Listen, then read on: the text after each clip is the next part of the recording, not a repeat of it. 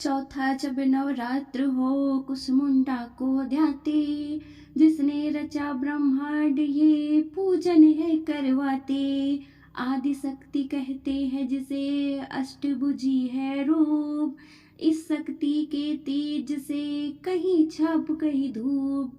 या देवी सर्वभूतेषु कुसुमांडु रूपेण संस्थिता, नमस्तस्यै नमस्तस्यै नमस्तस्यै नमो नमः।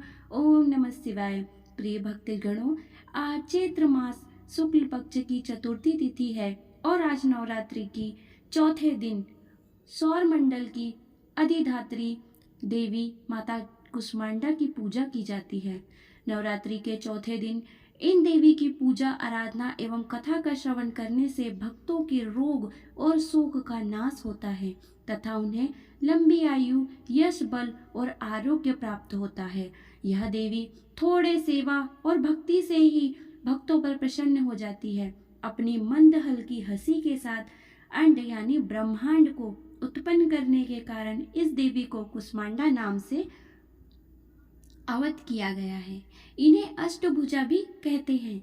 ये सूर्य लोक में निवास करती है तथा इन्हें के प्रकाश से सूर्य प्रकाशमान रहते हैं।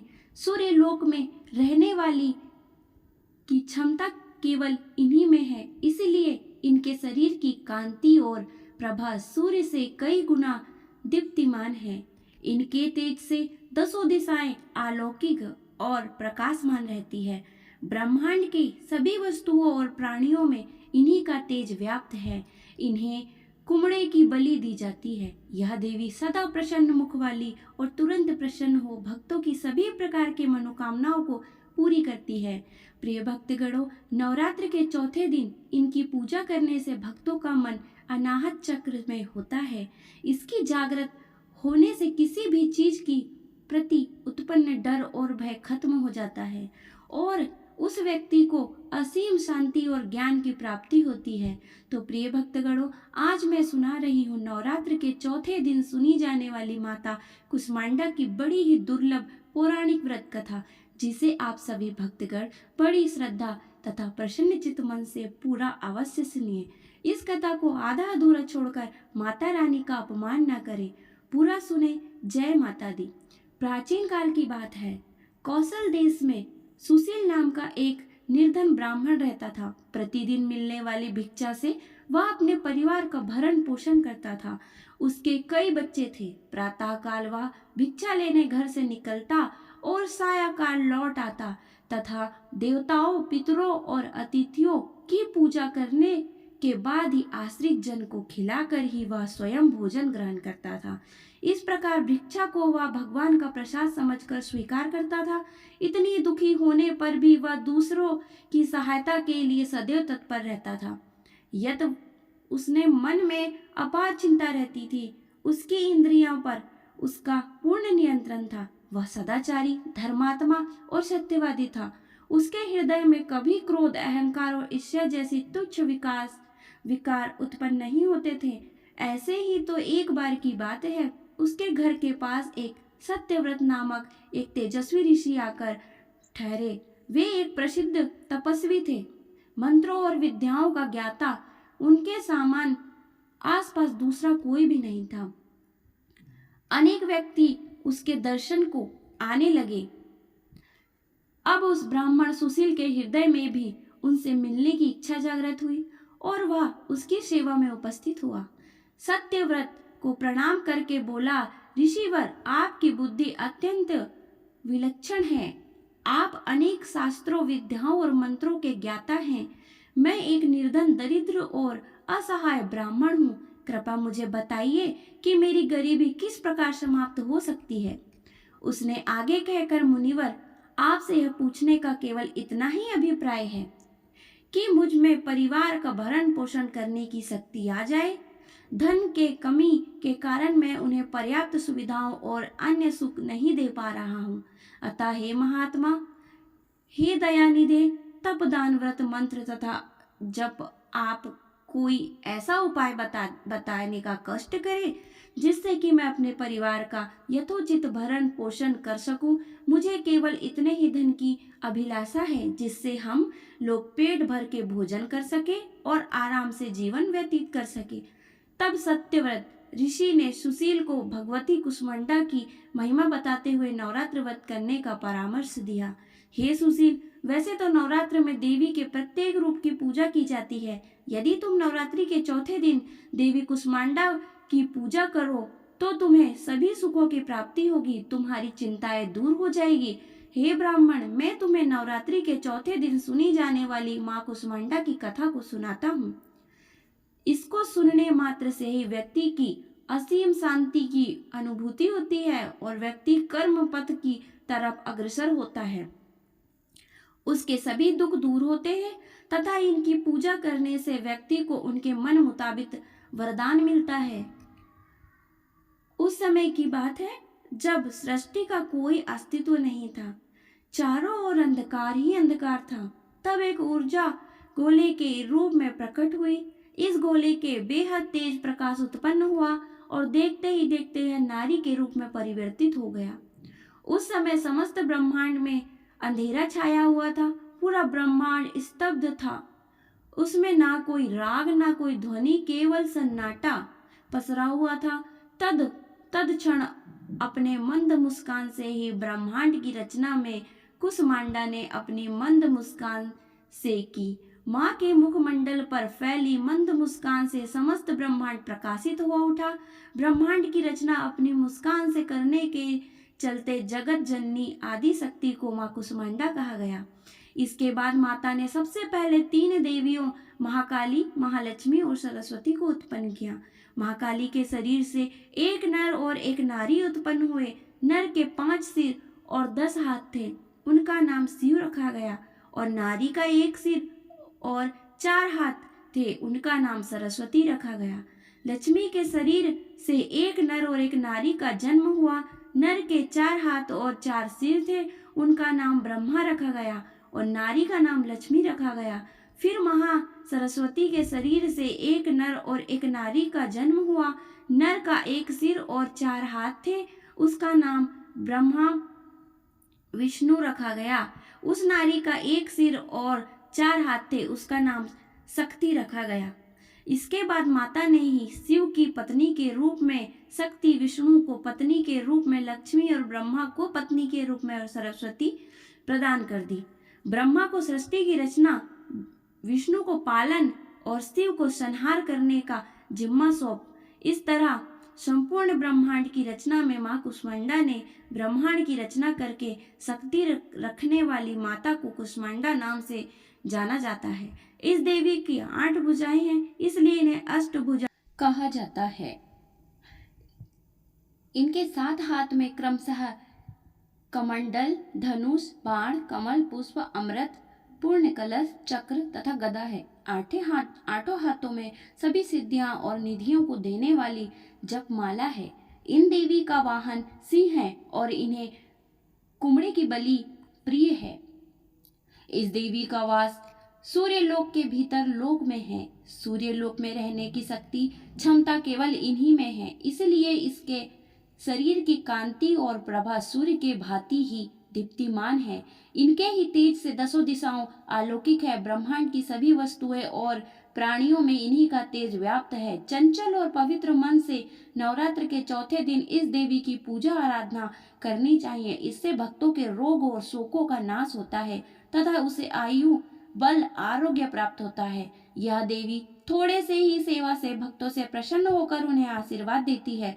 सच्चे मन से पूजा करने वालों को सुगमता से परम पद की प्राप्ति होती है। अतः विधि विधान से पूजा करने तथा भक्तों को कम समय में ही कृपा का सूक्ष्म भाव अनुभव होने लगता है। यह देवी आदि व्याधियों से मुक्त करती है और उसे सुख, समृद्धि और उन्नति प्रदान करती है। अतः इस देवी की उपासना में भक्तों को सदैव तत्पर रहना चाहिए। नवरात्र के चौथे दिन अनाहत चक्र में इनका ध्यान करने से साधक को भौतिक और आध्यात्मिक प्रचुरता प्राप्त होती है। भक्ति और समर्पण के साथ इनके मंत्र का जप करने से साधक की चेतना उच्च ब्राह्मण सत्य के प्रति ग्रहणशील हो जाती है।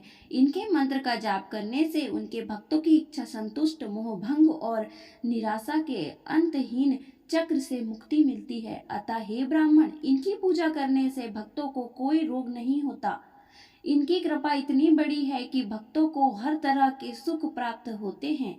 अतः तुम भी नवरात्र का व्रत करो और चौथे दिन माता कुष्मांडा की पूजा अर्चना करके अपने जीवन को सुखी बना सकते हो।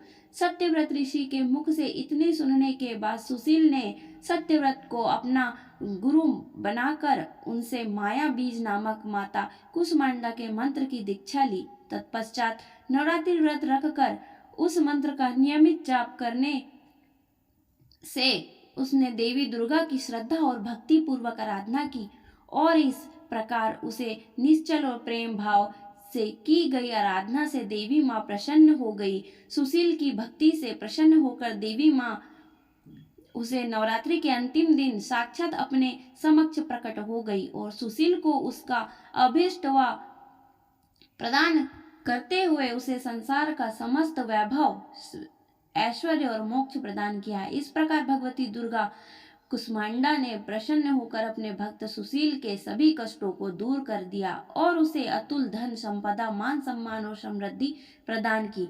तो बोलिए अम्बे माता की जय। जय माता दी। प्रिय भक्तगणों, आइए अब सुनते हैं सुख समृद्धि और वैभव देने वाली माता कुष्मांडा की दूसरी कथा। इस कथा को सुनने बिना यह व्रत कथा अधूरी मानी जाती है। इसे सुनकर कथा को पूर्ण करिए और माता का आशीर्वाद प्राप्त करें।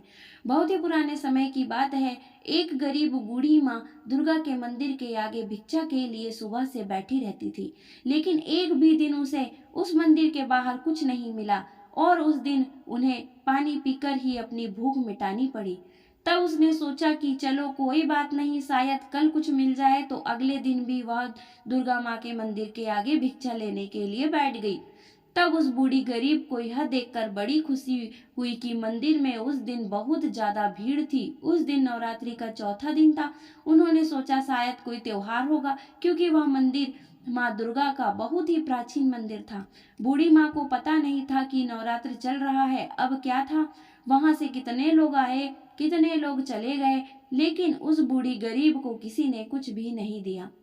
उस मंदिर के पुजारी को भी लोग चावल पैसा सब कुछ दे रहे थे। तभी वह गरीब बूढ़ी माँ आंखों में आंसू लिए माँ दुर्गा को याद करने लगी और उससे कहने लगी कि हे मैया, मुझे कोई भीख नहीं दे रहा। मुझे तो केवल दुख इस बात का है कि भरे हुए घर को हर कोई इंसान और भी ज्यादा क्यों भरता है, लेकिन क्या किसी को भी हम जैसे भूखों और गरीबों के खाली हाथ बिल्कुल भी नजर नहीं आते? ऐसा क्यों होता है मैया? और अगर ऐसा ही चलता रहा तो हम जैसे गरीब लोगों का क्या होगा?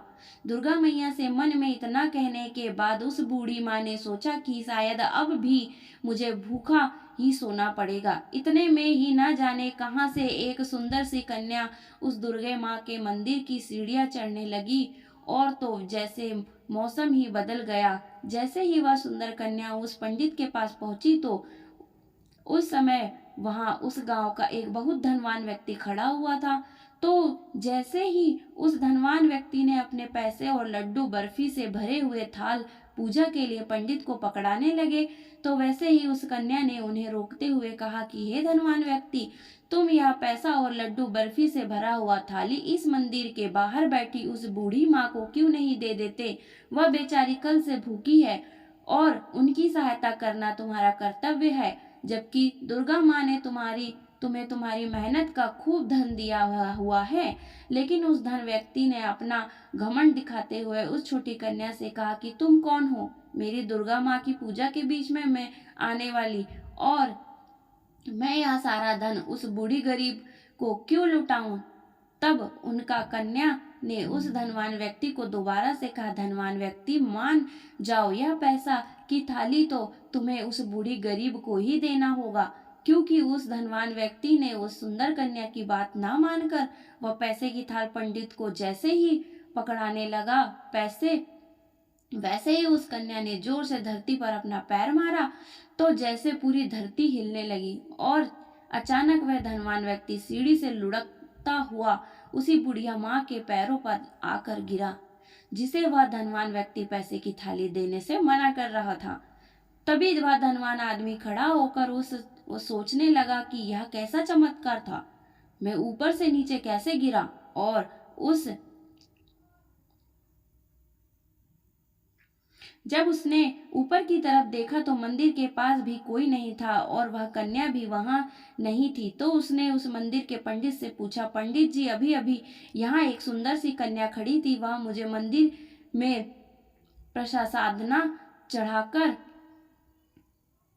उस गरीब बूढ़ी को देने के लिए कह रही थी। तो उस पंडित ने बहुत ही अचंभित होते हुए कहा, उस धनवान आदमी से कहा कि वह नहीं नहीं, यहाँ तो कोई भी कन्या नहीं आई, और तो और मैंने तो आपको यहाँ भी अभी अभी देखा है। इतना सुनते ही उस धनवान व्यक्ति की आंखों में दुख भरे आंसू आ जाते हैं और वह सब समझ जाता है कि वह कन्या कोई और नहीं बल्कि मेरी माँ दुर्गा ही थी, मगर मैं उन्हें क्यों नहीं पहचान पाया और उसका कहा भी मैंने क्यों नहीं माना। तभी वह धनवान व्यक्ति दुर्गा माँ की मूर्ति के आगे रोता हुआ हाथ जोड़कर यह कह रहा था कि मुझे माफ कर दो मैया, मैं आपका इशारा समझ नहीं पाया, लेकिन अब मैं आपके दर्शन से धन्य हो गया। यह सब धन दौलत तो आपकी ही वजह से है और अब से इस धन दौलत को गरीबों की सहायता के लिए खर्च करूंगा। तभी उसी समय वह धनवान आदमी उस बूढ़ी गरीब के पास जाता है और उसे कुछ पैसे और कुछ खाने के लिए देता है। तो बूढ़ी गरीब उसे खूब आशीर्वाद देती है और कहती है, तुम हमेशा धनवान रहो और माता रानी तुम्हारी और तुम्हारे परिवार की हमेशा रक्षा करे। ऐसे आशीर्वाद से उस धनवान आदमी को बहुत खुशी मिली और तभी से उस धनवान आदमी को कोई भी गरीब मिलता तो वह उसकी मदद जरूर करता। इस कथा के माध्यम से माता रानी की यही संदेश होता है कि किसी गरीब भूखे की सहायता अवश्य करनी चाहिए। अन्नदाता महादान, अन्न दान करने से व्यक्ति को यह लोक और परलोक दोनों का सुख प्राप्त होता है और नवरात्रि का व्रत संपूर्ण होता है। तो प्रिय भक्तगणों, आइए